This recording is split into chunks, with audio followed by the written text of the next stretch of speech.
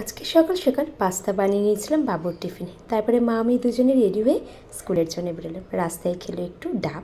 বাড়ি এসে সব কাজ সেরে আবার রেডি হয়ে চলে গেছিলাম ওকে আনতে। নিয়ে চলে এলাম ওকে প্রায় 4-5 ঘন্টা পরে। তারপরে এসে ওকে খেতে দিয়ে দিয়েছি। বাবু এখানে আজকে খেয়েছে বাঁধাকপির তরকারি, ঝিঙে আলু পোস্ত আর ডাল দিয়ে। ভাত টাত খাওয়া হয়ে গেছে, ব্যাস তারপরে আর কি ডিউটি।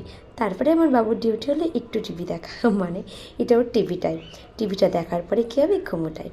ওকে ঘুম পাড়িয়ে দিয়েছি টিভি দেখার পরে। তারপরে আমার বেরোনোর পালা, মানে আমার ছিল আজকে কেক ডেলিভারি।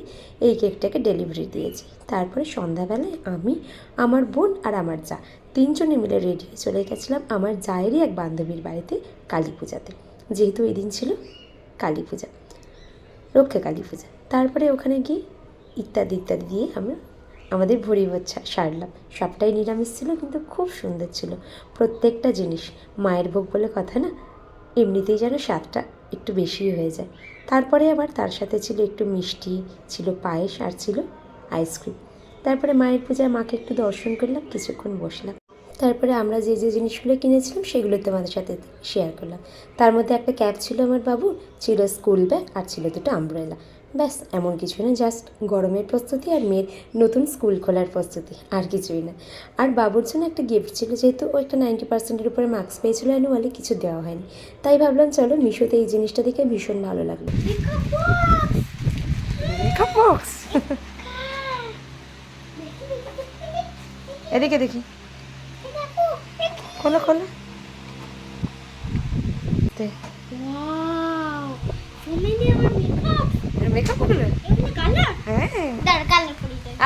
ও তোর কালার বক্স নিয়ে বিজি হয়ে পড়লো, আমাকে আর পাত্তাই দিল না। তাই আমি চলে এলাম ওর জন্য কিছু একটা রেডি করতে খাওয়ার জন্য, কারণ ও তো আমাদের সাথে যায়নি। তাই এখানে রুটিটাকে দেখছো ছোট ছোট করে কেটে নিয়েছি, মানে চিড়ে নিয়েছি, যেভাবে আমাদের লাচ্ছা পরোটা করা হয়। আবার সেটাকে ভালো করে মুড়ে নিই, সেটাকে আবার একবার বেলে নিয়েছি। তাতে না এর যে পর্দাটা আসে খুব সুন্দর আসে। আর এই আলুর তরকারিটা ছিল, সেটা দিয়ে ভালো করে উপরে দিয়ে দিলাম মাখিয়ে। এবারে এটাকে ভালো করে রোল করে নেবো। নিয়ে এটাকে সুন্দর করে সেট করে নিই, কিছুই না চাকু দিয়ে ছোটো ছোটো করে কেটে নিই, মিনি সিঙ্গারার মতো বানিয়ে নেবো।